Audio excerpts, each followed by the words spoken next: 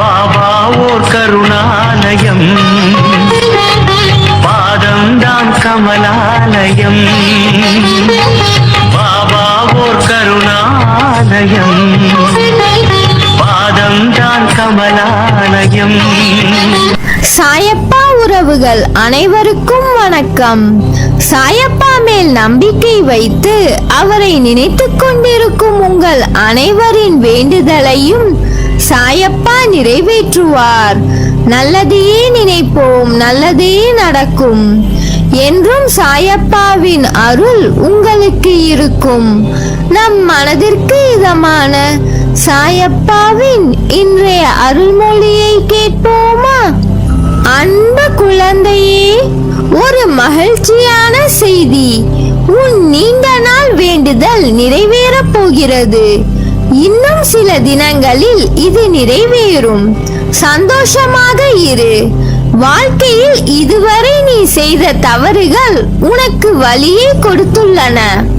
நீ உன் தவறுகளில் இருந்து பாடம் கற்றுக்கொண்ட அனுபவங்களை மனதில் கொண்டு மீண்டும் இது போன்ற ஒரு தவறை எந்த சூழ்நிலையிலும் செய்யாமல் இரு.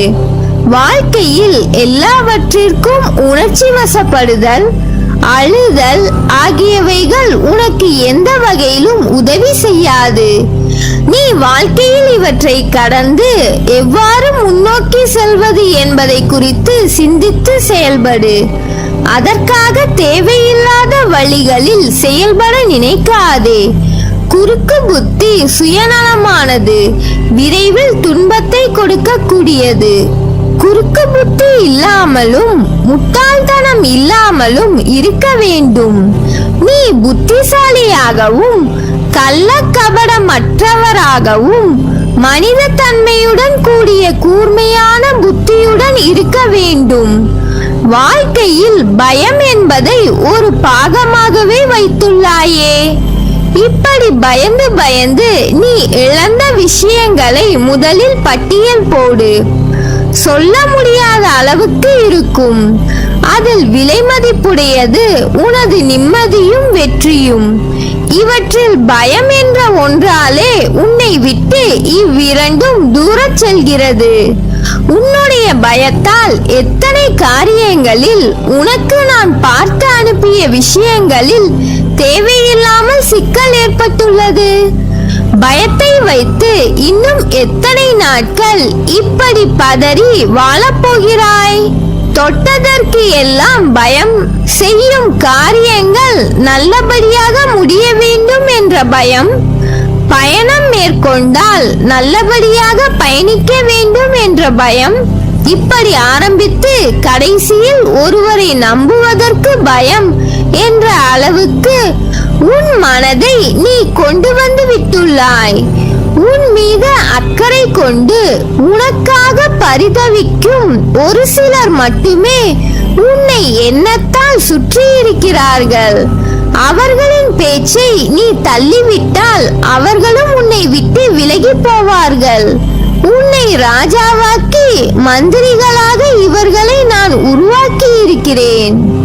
ஆகவே இவர்களது ஆலோசனைக்கு செவி கொடு. இது சரியான ஆலோசனையா தவறானதா என்பதை தெரிந்து கொள்ள முடியாத போது என்னை நோக்கி கூப்பிடு. உன் மனதில் இருந்தபடி சரியான பாதையை நான் சொல்லுவேன். அதை பின்பற்றி உன் வாழ்க்கையை நடத்தி வந்தால் வெற்றி மேல் வெற்றி பெறுவாய். உனது தலையை அலங்கரிக்கிற ராஜ முடியாகவும் இருக்கும். நீ பிறரால் போற்றப்படுவாய்.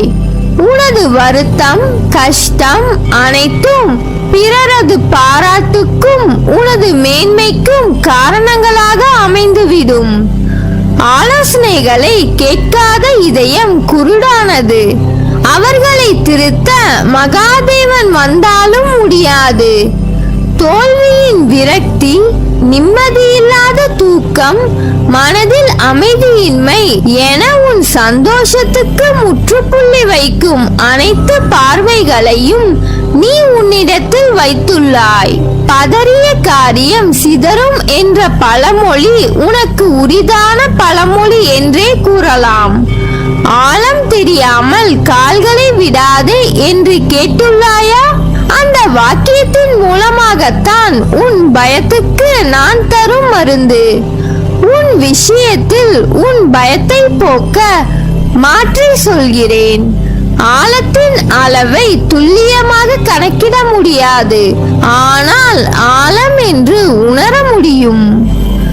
அப்படி ஆழம் நிறைந்த விஷயங்கள் உன் வாழ்வில் இருக்கும்.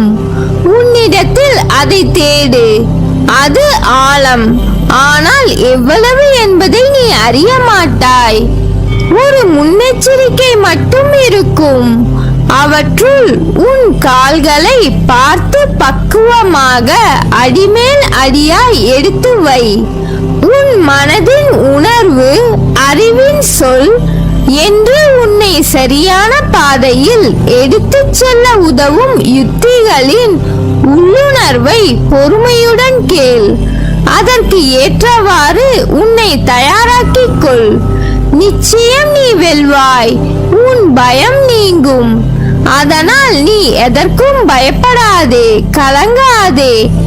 காத்திருந்து காத்திருந்து என் வாழ்க்கை வெறுமையாகி விட்டது என்று எண்ணாதே. நீ சிந்திய கண்ணீரின் வலி, அதனுள் உள்ள உன் தவிப்பு எல்லாம் நான் உன் சாய் தேவா பார்த்து கொண்டுதான் இருக்கிறேன். பார்த்து கொண்டே இருங்கள். எனக்காக ஏன் இந்த நிலைமையை மாற்றி அமைக்க கூடாதா என்றுதானே கேட்கிறாய்? நிச்சயம் உனக்காக நான் அதை செய்யத்தான் போகிறேன். உனக்கு ஒரு துணையாய் இல்லாமல் வேறு யாருக்கு இருக்க போகிறேன்?